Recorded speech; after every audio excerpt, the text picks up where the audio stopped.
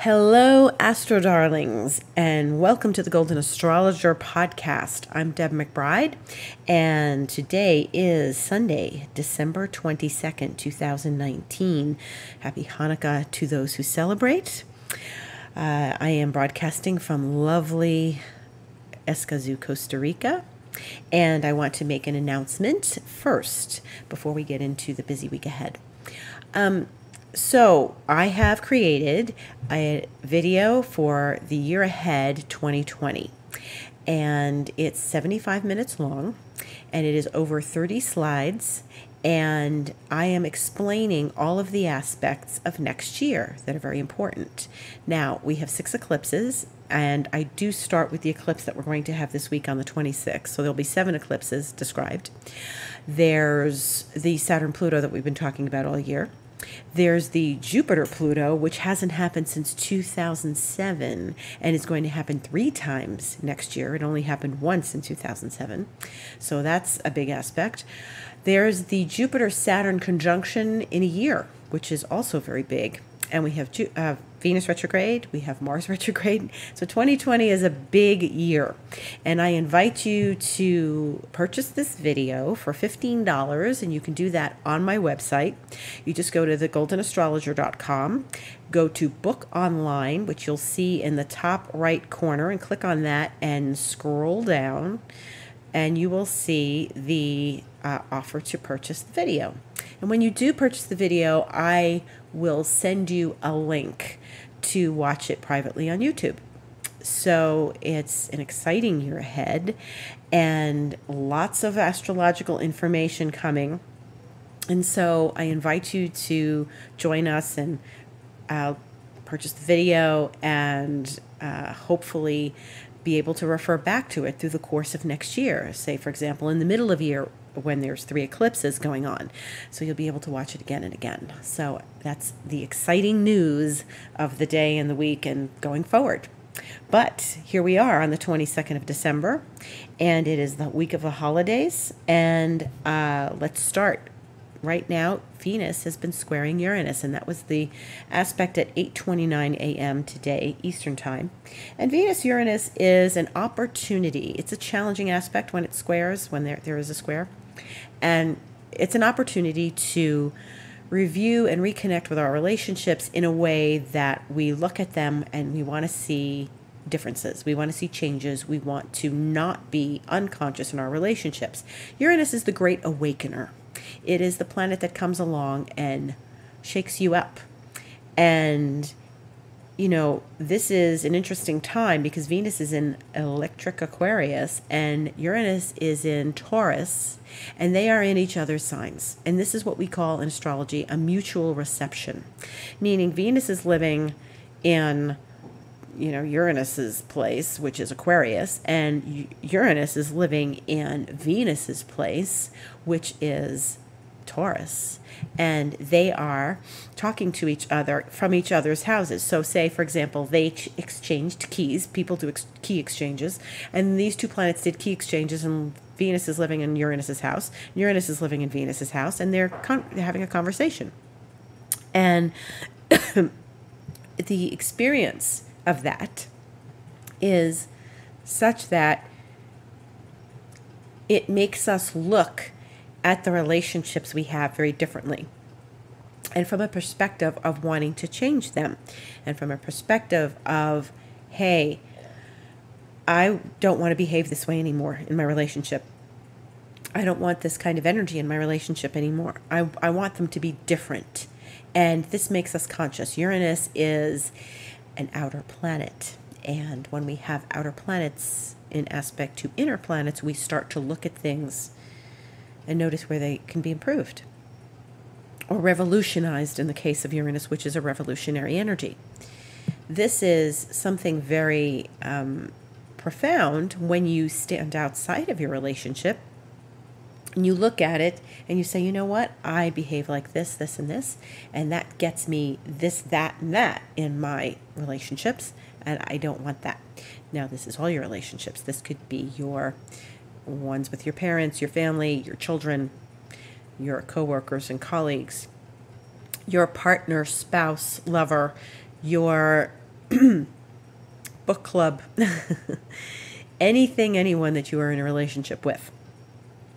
And what's happening here is that this is giving you the opportunity to sort of stand outside, look at the relationship and say, you know what, I'm attracting X, Y, and Z, and I don't want to attract X, Y, and Z anymore. So I'm going to go into a higher state of conscious behavior, and I'm going to remain conscious when I step into my relationships. Because, whenever we get into relationships with anyone, we're all on our best behavior.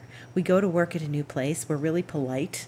We're really conscious of and aware of everyone we work with, until it becomes a same old thing, until you're there a few months, until you're there a few years, and then it's different, and it's like, oh, she's like this. Maybe you don't want to be like that.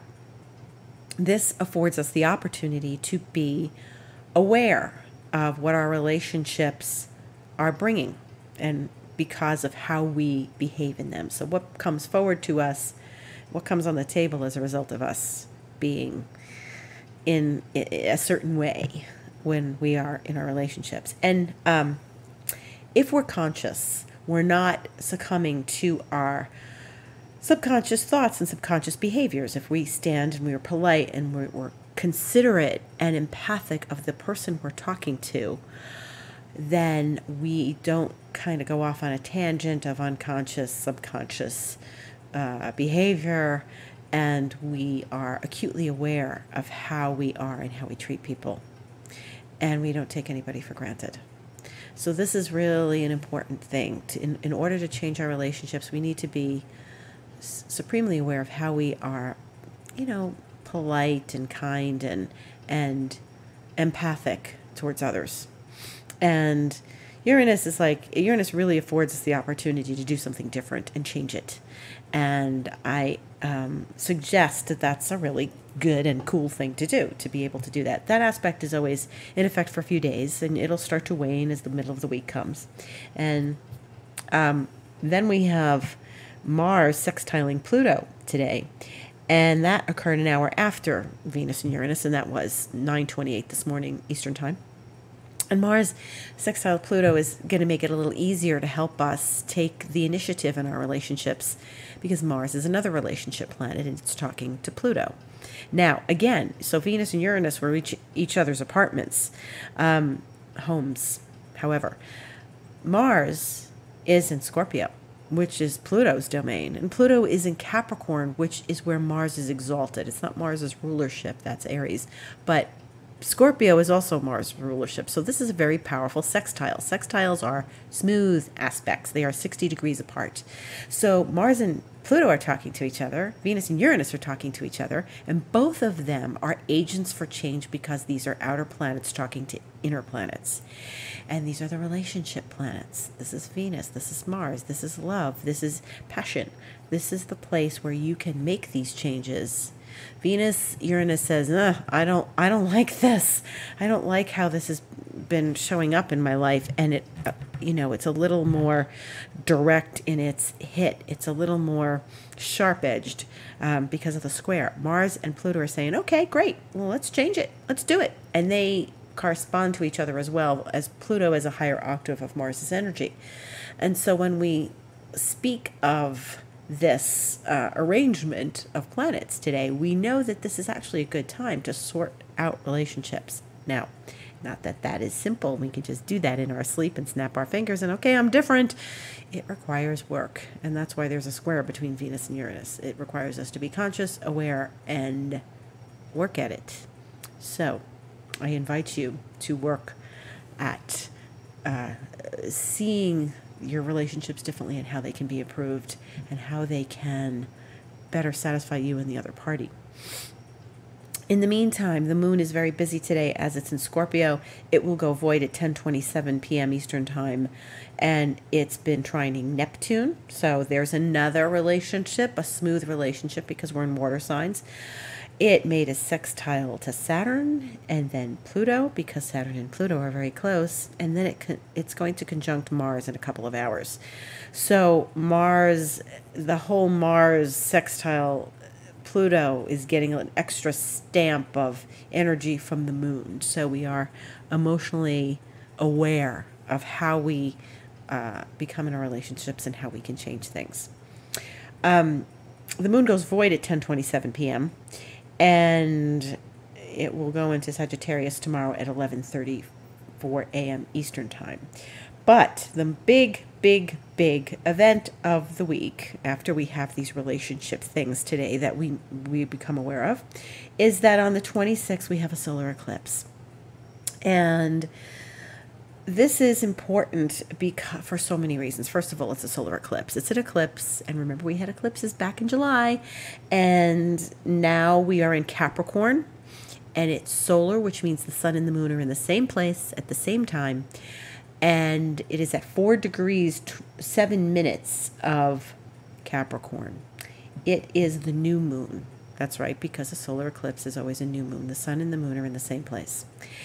They are with the planet Jupiter. So this is an optimistic, abundant, expansive eclipse. This is an eclipse where you get to see and to feel some expansion and abundance in your life. So it is, however, at the South Node. Now, what we know about the South Node is it's releasing. It is about how we let go of something, and with Jupiter there, we want something good in its place. So we're not just saying, okay, I'm kicking this out of my life and I'm empty. This is one of those times when we are experiencing the release and the fulfillment at the same time. So when I have noticed eclipses on the South Node with Jupiter in the past, usually something we don't need slips away, and something that's abundant and fulfilling, even if it's space, even if it's more time, even if it's like, you know what, I'm going to go part-time at my job, I'm going to quit this job because I'm starting my own business. It's, you know, I'm letting something go to bring something more positive into my life. Now, this all happens in Capricorn. And Capricorn is where the South Node is. And the South Node in Capricorn says, don't stay on the path of trying to be recognized. Don't be clamoring for recognition. Look what I did. Hey, I'm famous. Hey, I want a name. Hey, I want to make a name for myself. We always still go in the direction of the North Node. So the North Node is in Cancer. It's connection. It's family. It's generosity, it's home, it's security, it's that warm, cozy feeling we get. And this is where, you know, these kinds of aspects get a little complicated. Well, all the energies in the South Node, right? That means that we can release something very easily with Jupiter there, and we're not being tortured because we look at it and we go, okay, I really want to change this. And again, this goes back to the aspects of today of the Venus square Uranus of, I see my relationship, I want to make it different. Okay. So where in your life are you releasing something? Where is Capricorn in your life? But putting something better in its place. And what can you do to connect more with people and be warm-hearted and generous and like be aware of your your sense of security with the North Node in Cancer. So it's a balance. It's always a balancing act with these aspects. And the sun and the moon, yes, they are together, and we will feel jazzed for sure because this is a lot of energy. So it occurs at 13 minutes after midnight Eastern Time, and where I am, that'll be about 13 minutes after 11 p.m. So if you live in an area where where this happens in the middle of the night, where things are, you know, it's dark then and you're going to sleep, this might be a lot of energy, and it might keep you up at night that night. So it could be a lot of whooping and celebration and Jupiter's abundance. It's a Christmas aspect. The new moon is happening on Christmas essentially, and Kwanzaa, if you celebrate Kwanzaa on the 26th, it's happening on Christmas in the northern hemisphere, and the East Coast, and you know, Christmas evening, the evening of Christmas if you're on the West Coast. And so this is all part of the celebration. It's Jupiter. It's a little overindulgence. So be careful. That overindulgence might not be great with the South Node. So just, eat normally. See, this Jupiter South Node says, I'm going to reach for that second piece of cake. I'm going to have another Christmas cookie with all that sugary icing on it. Oh, let's have another biscuit or dinner roll. It's Christmas. So let's really try to keep a lid on it, because we want to not overindulge the Jupiter place. And, be careful how much you drink. Be careful how much you shop. Be aware of the desire to spend too much money this week, because, Jupiter's going to be with the South Node for a few weeks. But that eclipse just sort of drives it home. And then sometimes you get a bigger surprise on Christmas because of this. Like, somebody shows up that you didn't expect. Hey, that's great. But we're often releasing and with the South Node. So be aware of that. Eclipses are a lot of energy. Christmas is a hotbed of emotions around families. Please do keep your head on straight. Be conscious of what you're doing, what you're saying. Jupiter opens their mouth and inserts their foot. So you want to be really careful that you don't go, la, la, la, la, blah, blah, blah at someone on holiday. You want to be really, really conscious. And again, conscious. Like I said, with Venus and Uranus, we're being conscious of our behavior, conscious of what we're doing, conscious of how we treat people, and joy and good cheer. It's Jupiter, joy and good cheer. So this is the time, if you celebrate Christmas, to celebrate joy and good cheer and generosity and loveliness and wonderful things that are all in our lives, and we all have something to be grateful for. So Jupiter is a planet of gratitude, and we want to be grateful no matter what. Maybe you don't love your job, but you've got a job. Maybe there's some people in your life who are struggling and they don't have work and they can't find work. So be grateful and be aware and conscious. So also this week, we're going to have that moon in Capricorn. And interestingly enough, remember we were talking about the occultations. So that's the 26th. On the 27th, the moon is going to conjunct Saturn. The moon is in Capricorn because it's an eclipse in Capricorn. And the moon is going to conjunct Saturn and then conjunct Pluto. It's not going to occult Saturn, but it is going to occult Pluto. So, and the sun will be conjuncting Jupiter exactly on the afternoon of Friday, the 27th. So there we go. Next day, Christmas shopping, return the gifts, a couple days later, and go get those sales. But regardless, what's happening here is that the moon is going to occult Pluto, but not Saturn. So it's not taking Saturn's light, it's taking Pluto's light. And so there's a lot of, it's occulting the sun, meaning, we have a solar eclipse. The sun's light will be hidden, and then Pluto's light is hidden. So it might be a little bit Saturnian in that respect. It might be a little too much Saturn on Friday, and where we feel like we are never going to get past that Saturn wall to transform that Pluto tells us we can't. Forget it. Just keep going. Don't listen to Saturn. Saturn presents. Saturn is presenting you. Saturn is showing you. This is where you need to confront your fears, anxieties, and all those good things that you want to transform in your life. Don't stop. Keep transforming. That's the name of the game. Next year is a big year to transform, to change your life, to make it better and bigger and better. And we have to start thinking about manifesting good things and transforming our lives. And that's what all of this Capricorn energy is telling us. So that's an interesting point on Friday the 27th. The sun will conjunct Jupiter. It's, the eclipse is with Jupiter, but it's still the exact conjunction of Sun and Jupiter are going to be on Friday. So there's some good Jupiterian energy in all of this. It's a mixed bag because the moon, definitely is going to hit Saturn. the sun is definitely going to hit Jupiter. So it's all balancing itself out. This is an eclipse with Jupiter. It's good energy. It's positive. It's abundant, but it's at the south node. So we have to release something. So just to be staying aware. That's always the answer. As we progress through the week, we are getting the moon occulting Venus on Saturday the 28th.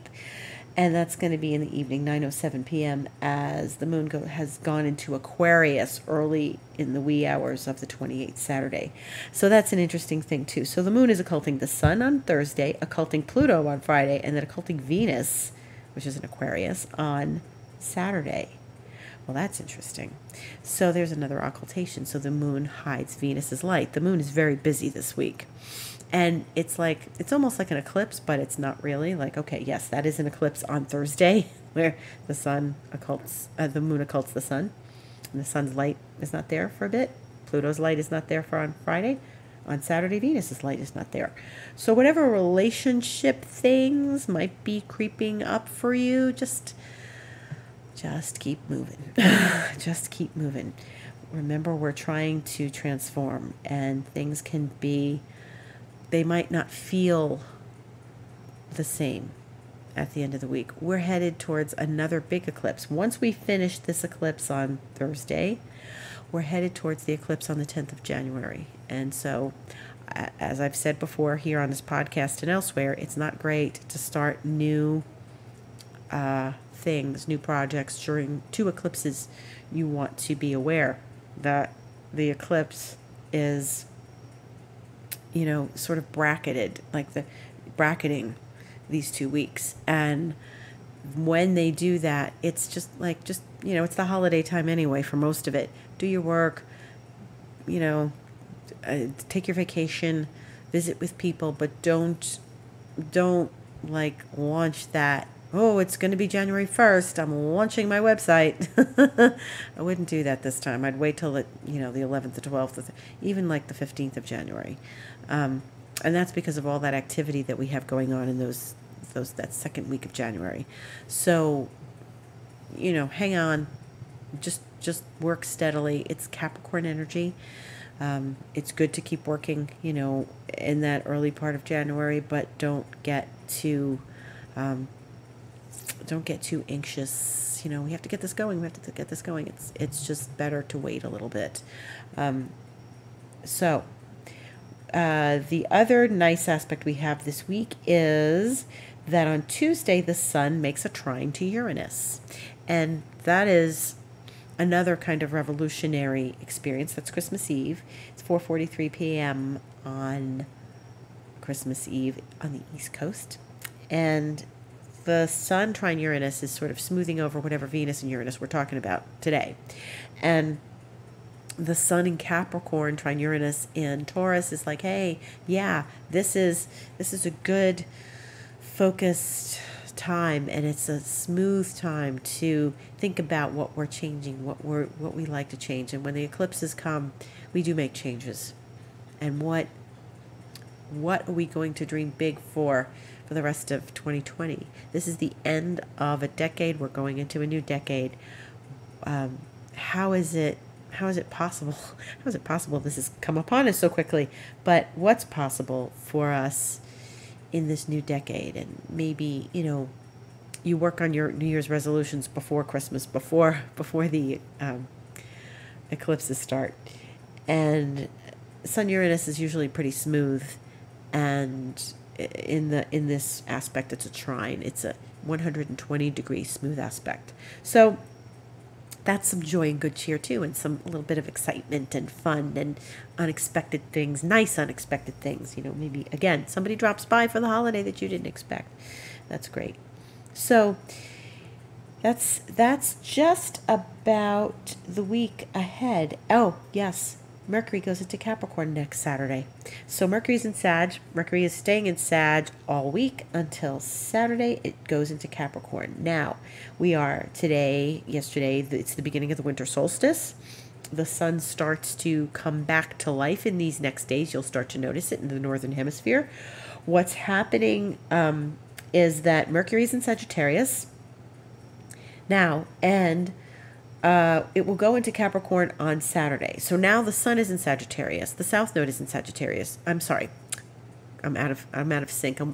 The sun is in Capricorn. The South Node is in Capricorn. The Jupiter is in Capricorn. The Saturn and Pluto have been in Capricorn. And now Mercury is going to leave Sagittarius and join them in Capricorn. So that's a lot of Capricorn energy starting next Saturday.